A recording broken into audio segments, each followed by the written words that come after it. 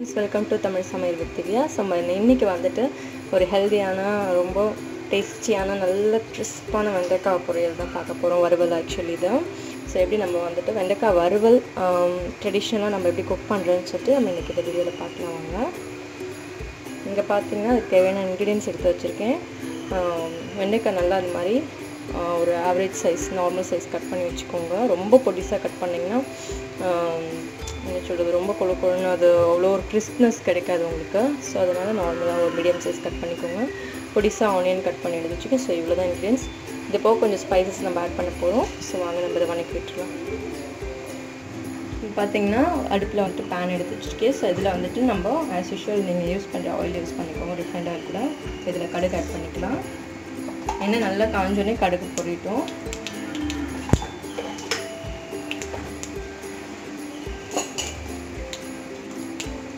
இப்போ இதில் வந்து பார்த்திங்கன்னா கடுகு பொரிஞ்சிடுச்சு. ஸோ அடுத்து ஆனியன் ஆட் பண்ணிக்கலாம். ஆனியன் நல்லா வணங்கட்டும். இப்போ வந்து இதில் கறி லீவ்ஸ் ஆட் பண்ணிக்கலாம். கறி லீவ்ஸ் ஆட் பண்ணி வச்சு நல்லா வணங்கட்டும். ஆனியன் வணங்குறப்பே கொஞ்சமாக சால்ட் ஆட் பண்ணிக்கோங்க. உங்களுக்கு டேஸ்ட் இன்னும் நல்லாயிருக்கும். அப்போது சால்ட் வந்துட்டு லிமிட்டாக ஆட் பண்ணுங்கள். ஏன்னா எப்பவுமே வெஜிடபிள்ஸ்க்கு அதுவும் வெண்டைக்காய் பொரியலுக்குலாம் அப்படி ரொம்ப எக்ஸ்ட்ரா ஆகிடும். ஏன்னா எப்படி சுருங்கி வந்துடும் வெண்டைக்காய். நிறைய நீங்கள் ஆட் பண்ணிட்டீங்கன்னா பார்க்குறப்ப பல்காக இருக்கும். அப்புறம் உங்களுக்கு குக் பண்ண உடனே ரொம்ப சுருங்கி போயிடும். ஸோ கொஞ்சம் லிமிட்டடாகவே நீங்கள் வந்துட்டு சால்ட் ஆட் பண்ணுங்கள். ஆனியன் பார்த்திங்கன்னா நல்லா வணங்கி வந்துடுச்சு. இப்போ வந்து நம்ம வெண்டைக்காய் ஆட் பண்ணிடலாம்.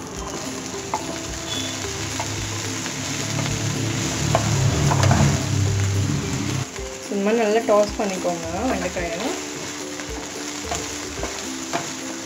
நம்ம எப்பவுமே வெண்டைக்காய் வந்து குக் பண்ணுறச்சு நம்மளுக்கு வாட்டரே ஆட் பண்ண தேவையில்லை. நான் இன்றைக்கி வாட்டர் ஆட் பண்ணாமல் குக் பண்ண போகிறேன். ஏன்னா நீங்கள் இதில் வந்து வாட்டர் ஆட் பண்ணிங்கன்னா குழப்பம் நல்லா இருக்காது உங்களுக்கு. ஸோ நல்லா கிறிஸ்பாக வேணும்னா வாட்டர் ஆட் பண்ணாதீங்க.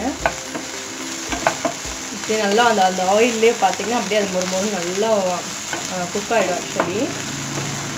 அண்ட் வெண்டைக்காய் நீங்கள் வாங்குறச்சு கொஞ்சம் பார்த்து வாங்க. இந்த மாதிரி ஓவராக கொழுன்னு வராது. கொஞ்சம் லிமிட்டடாக நல்ல வெண்டைக்காயை பார்த்து வாங்கிக்கோங்க. சிலது வந்து பார்த்திங்கன்னா இந்த கொழுப்பு தன்மை வந்துட்டு ரொம்ப ஹெவியாக இருக்கும். ஸோ அப்படி தான் கொஞ்சம் நல்ல வெண்டைக்காய் பார்த்து செலக்ட் பண்ணுங்கள். இப்போ நல்லா வந்துட்டு வணங்கிட்டோம். ஒரு 10 மினிட்ஸ் பார்த்திங்கன்னா இதை அப்படியே குக் பண்ண வைக்கிற கூட மூடி வச்சு இடையில ஒரு 2 மினிட்ஸ் ஒன்ஸ் வந்து பார்த்திங்கன்னா நீங்கள் ஓப்பன் பண்ணி கிண்டி விட்டுக்கோங்க. இல்லாட்டி அப்படி அடி பிடிச்சிரும். ஸோ இந்த மாதிரி 2 மினிட்ஸ் ஒன்ஸ் இப்படி ஓப்பன் பண்ணி வணக்கி விட்டுருங்க. இப்போ ஒரு 5 மினிட் நல்லா வந்துட்டு அப்படியே குக் ஆகட்டும். இப்போ ஒரு 2 to 3 மினிட்ஸ் நல்லா வணங்கிடுச்சு. இந்த மாதிரி டாஸ் பண்ணிக்கோங்க. பாருங்கள் அப்படியே உங்களுக்கு அந்த கலர் சேஞ்ச் ஆகுது பாருங்கள். அப்படியே விட்டிங்கன்னா ரொம்ப ஒரு சைடு மட்டும் குக் ஆகிடும். அப்புறம் அப்படியே கருகிற மாதிரி ஆகிடும்.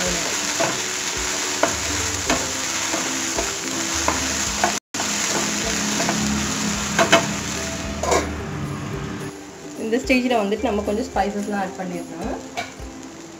பார்த்திங்கன்னா மல்லி பவுடர் ஆட் பண்ணிக்கோங்க. ஒரு 2 ஸ்பூன் மல்லி பவுடர் ஆட் பண்ணியிருக்கேன். ஒரு 1/2 ஸ்பூன் வந்துட்டு பார்த்திங்கன்னா ப்ளைன் சில்லி பவுடர் ஆட் பண்ணியிருக்கேன். அண்ட் இது வந்து பார்த்திங்கன்னா வீட்டிலே நாம் அரைச்ச மசாலா பொடி. ஸோ அது கொஞ்சம் ஆட் பண்ணிக்கலாம். இந்த பொடியோட லிங்க் வந்துட்டு நான் டிஸ்கிரிப்ஷனில் கொடுக்குறேன். நீங்கள் அதில் செக் பண்ணிக்கோங்க. ரொம்ப டேஸ்டியாக இருக்கும்.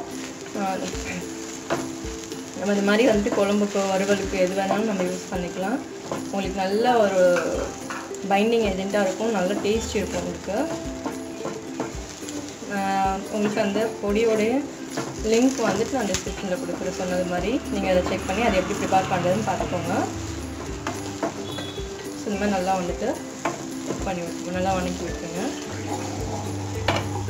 ஸோ இது பார்த்திங்கன்னா நல்லா டாஸ் பண்ணியாச்சு. ஸோ இது நம்ம இப்போ பொடியெலாம் ஆட் பண்ணதுக்கப்புறம் ஒரு 2 மினிட்ஸ் அப்படியே குக் ஆகட்டும். அதோடைய அந்த ரா ஸ்மெல்லாம் போகணும். நல்லா பைண்ட் ஆகிடும் அப்படியே நம்மளுக்கு வெண்டைக்காயோடு சேர்த்து. நான் சொன்ன மாதிரி கொஞ்சம் ஆயில் வேணாலும் நீங்கள் எக்ஸ்ட்ரா ஆட் பண்ணிக்கோங்க. தண்ணி ஆட் பண்ணாதீங்க.